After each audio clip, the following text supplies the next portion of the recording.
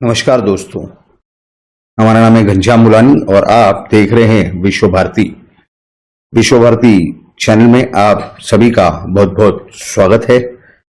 दोस्तों, ये जो मीडिया चैनल है यानी समाचार माध्यम, ये तो आपके सामने कई सारी जानकारियां लाते हैं, बातें लाते हैं, घटनाओं के बारे में जानकारी देते हैं, राजनीतिक घटनाओं के बारे में जानकारी देते हैं। लेकिन जो उसमें मुख्य मुद्दे होते हैं या महत्वपूर्ण जो जानकारी होती है, उसके ऊपर न इन माध्यमों में कोई चर्चा होती है, ना ही इस पर कोई बहस होती है, ना ही कोई डिबेट होता है। और ऐसे ही सब मुद्दे आपके सामने रखना बेहद जरूरी होता है। आज हम जिस विषय पे बात करने जा रहे हैं कि एक ही भूल बहुत महंगी पड़ी। अब वो क्या भूल है, किसकी भूल है, उसका संबंध भारत की राजनीति के साथ है, भारत के सरकार के साथ भी है और खास करके महाराष्ट्र की राजनीति से भी है, क्योंकि महाराष्ट्र को और मुंबई को भारत की आर्थिक राजधानी कहा जाता है। तो महाराष्ट्र की राजनीति का सीधा सीधा संबंध भारत की अर्थव्यवस्था से भी है। अब महाराष्ट्र की राजनीति के बारे में आपके सामने कई सारी जानकारियां इन न्यूज मीडिया चैनल्स ने यानी समाचार माध्यमों ने रखी होगी। जैसे 2014 में भारतीय जनता पार्टी और शिवसेना ने महाराष्ट्र विधानसभा के चुनाव अलग अलग लड़े। उसके बाद भारतीय जनता पार्टी के पास जो उनके ज्यादा विधायक चुन के आए, उन्होंने अपनी सरकार बनाई। राष्ट्रवादी कांग्रेस पार्टी यानी शरद पवार की एनसीपी, इन्होंने एब्सटेन किया वोट ऑफ कॉन्फिडेंस के समय यानी विश्वास दर्शक प्रस्ताव के समय। और भारतीय जनता पार्टी की सरकार का यानी देवेंद्र फडणवीस की सरकार का विश्वास मत प्रस्ताव पास हुआ। उसके बाद और उस समय शिवसेना के जो गट नेता थे, यही एकनाथ शिंदे थे, जो आज महाराष्ट्र के सम्माननीय मुख्यमंत्री हैं। ये विरोधी पक्ष नेता बन के बैठे थे। इस वोट ऑफ कॉन्फिडेंस के पास होने के बाद शिवसेना उद्धव ठाकरे के आदेश पर एकनाथ शिंदे और उनके सारे विधायक ये सरकार में शामिल हो गए। और उसके बाद ये कहते रहे कि हम तो अपना त्याग पत्र, अपना रेजिग्नेशन लेटर अपने ही जेब में लेकर के घूमते हैं। 5 सालों में से आखिरी के 4 साल उनके तो इसी तरह की कुछ परिस्थिति थी। और 2009 में फिर जब महाराष्ट्र के विधानसभा के चुनाव हुए, उस समय गठबंधन हुआ शिवसेना भारतीय जनता पार्टी का, बहुमत में आए दोनों मिलके। लेकिन शिवसेना के पक्ष प्रमुख श्री उद्धव ठाकरे जी, उन्होंने क्या किया, तो जनादेश जो था भारतीय जनता पार्टी और शिवसेना ने मिलकर के सरकार बनाने का, उसे ठुकरा दिया। और जिनके खिलाफ शिवसेना ने चुनाव लड़ा था, राष्ट्रवादी कांग्रेस पार्टी, इनके साथ जाकर के बैठ गए और सरकार बनाई। और उसी विषय में अभी पिछले 48 घंटों में कांग्रेस के नेता नाना पाटोले का बयान आया था कि हमारी तो अनैसर्गिक युति थी, यानी हमारी अननेचुरल अलायंस थी, क्योंकि शिवसेना ने विधान परिषद में, यानी ये शिवसेना हम बात कर रहे हैं उद्धव ठाकरे की, उन्होंने अपना ऑपोजिशन लीडर वहां बना दिया। इसके ऊपर वो चिढ़ गए और उन्होंने ये कहा कि हमने इसके बारे में सोचना पड़ेगा। लेकिन ये महत्वपूर्ण जानकारी नहीं देते, बात नहीं बताते, चाहे ये मीडिया चैनल हो, चाहे ये नेता हो। तो क्या है इसके अंदर किसकी, क्योंकि आप देखेंगे पिछले 40 दिन से, यानी जून 30 तारीख 2022 को नई सरकार की शपथ विधि हुई। यानी 2019 के बाद 2.5 साल उद्धव ठाकरे मुख्यमंत्री रहे। उसके बाद जो ये शपथ विधि हुई, उसके 40 दिन तक मंत्रिमंडल का विस्तार नहीं हुआ। 10 अगस्त 2022 को मंत्रिमंडल का विस्तार होता है। 9 भारतीय जनता पार्टी और 9 शिवसेना के विधायक ये मंत्री बनाए जाते हैं। लेकिन आज जो हम इस चीज की रिकॉर्डिंग कर रहे हैं, इस वीडियो की, आज 13 अगस्त 2022 है और अब तक कोई मंत्री पद यानी जो खाते हैं पोर्टफोलियो, इसका अभी तक कोई डिस्ट्रीब्यूशन नहीं हुआ। किसी भी 18 मंत्रियों में से किसी को भी एक भी पोर्टफोलियो, एक भी खाता नहीं दिया गया, मंत्रालयों ने अलॉट नहीं किया गया। यानी जो 2.5 साल में जनता त्रस्त थी, वो कह रहे थे कि कब ये सरकार हटेगी, कब इसे गिराया जाएगा। वो तो सरकार गई, लेकिन उसके बाद जो आई हुई सरकार है, उनके मंत्री, एक तो मंत्री नहीं थे 40 दिन। अब जब 18 मंत्रियों की शपथ विधि हुई 10 अगस्त 2022 को, उसके बाद अब 4 दिन होने आए हैं, 3 दिन हो चुके आज। और कोई, किसी मंत्री के पास कोई खाता नहीं। यानी जनता अगर अपने किसी समस्या को लेकर के जाए तो किसके पास जाए? मुख्यमंत्री और उप मुख्यमंत्री दोनों हैं सिर्फ।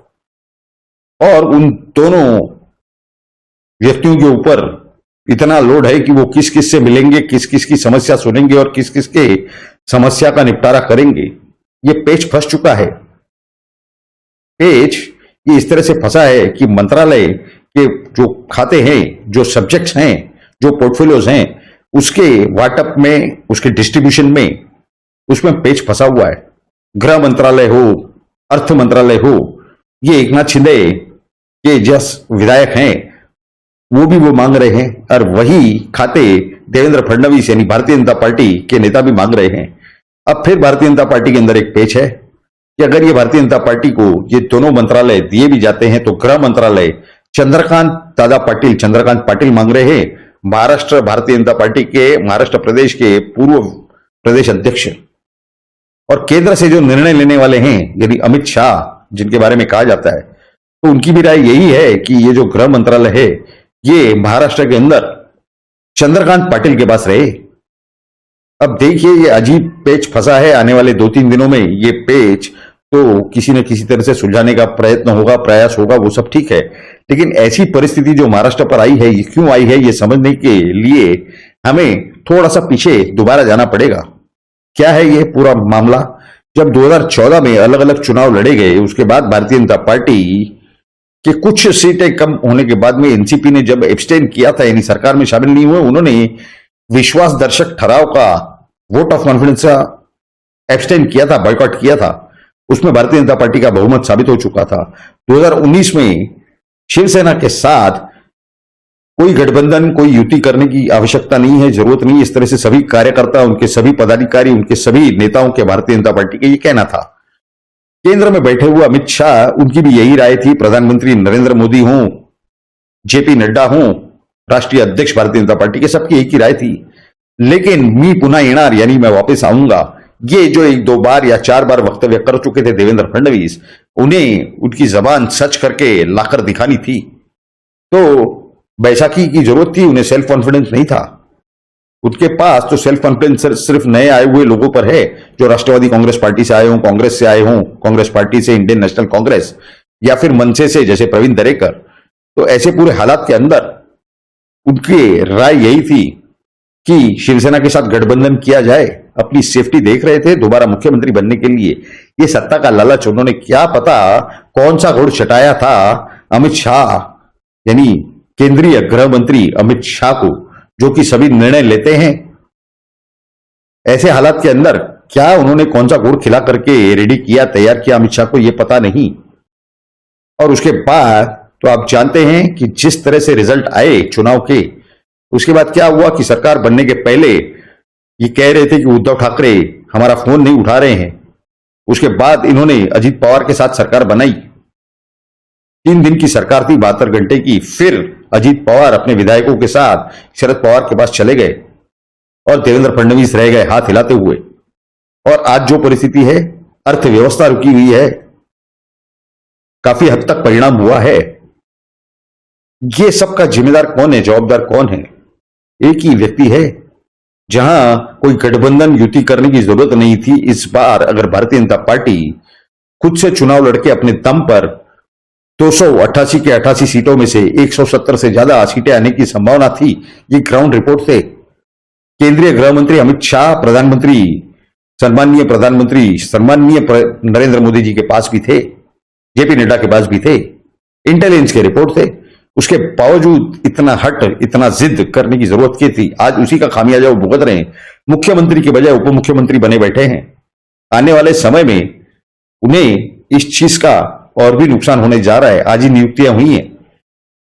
भारतीय जनता पार्टी महाराष्ट्र प्रदेश के अध्यक्ष श्री चंद्रकांत बावनकुले जी को बनाया गया है और मुंबई प्रदेश भारतीय जनता पार्टी मुंबई प्रदेश का अध्यक्ष श्री आशीष शेलार जी को, एडवोकेट श्री आशीष शेलार जी को मुंबई प्रदेश का अध्यक्ष बनाया गया है। इन दोनों को हमारी ढेर सारी शुभेच्छाएं, शुभकामनाएं कि आने वाले समय में जनहित में अच्छी तरह से काम करके भारतीय जनता पार्टी की जो स्टैंडिंग है, जो जोर है जनता के अंदर, उसे और बढ़ा सके। जनता के भलाई का काम करके, जनहित में काम करके, महाराष्ट्र के और देश के विकास का काम करके तो ऐसी पूरी हालत है। इसमें स्पष्ट रूप से दिखाई दे रहा है कि एक ही भूल थी, और वो किसने की, जिसकी वजह से सिर्फ महाराष्ट्र की जनता को ही नहीं, देश की जनता को इसका खामियाजा भुगतना पड़ रहा है। ये स्पष्ट रूप से दिखाई दे रहा है। ऐसे हालात के अंदर इन्हीं देवेंद्र फडणवीस के साथ भारतीय जनता पार्टी का हाईकमांड, चाहे उसमें जेपी नड्डा हो, राष्ट्रीय अध्यक्ष भारतीय जनता पार्टी के, या फिर केंद्रीय गृह मंत्री अमित शाह, या फिर प्रधानमंत्री श्री नरेंद्र मोदी जी, ये क्या करते हैं और इन्हें किस तरह से ये सुधारते हैं या इन्हें दंडित करते हैं, ये भी देखना बाकी है। हमने ये सारी जानकारी के हिसाब से इन सारे विषयों पर अपनी नजर बनाए रखी है। इस तरह की जानकारियां हम आपके सामने हमेशा पेश करने की, आपके सामने रखने का प्रयास हमेशा हमारा रहता है। तो ये सारी जानकारी आपको कैसी लगी है तो आप जरूर नीचे कमेंट बॉक्स में लिख करके हमें बताएं। साथ ही साथ अगर आपको ये जानकारी अच्छी लगी हो तो जरूर इस वीडियो को लाइक करें और ज्यादा से ज्यादा अपने मित्रों और रिश्तेदारों के साथ शेयर करें। आप सभी लोगों ने इस वीडियो को पूरा अंत तक देखा कि ये आप ही का विश्वभारती चैनल है, तो इसे जल्द से जल्द आप सब्सक्राइब करें। आप सभी लोगों ने इस वीडियो को पूरा अंत तक देखा, इसके लिए आप सभी का बहुत बहुत धन्यवाद। भारत माता की जय। जय हिंद।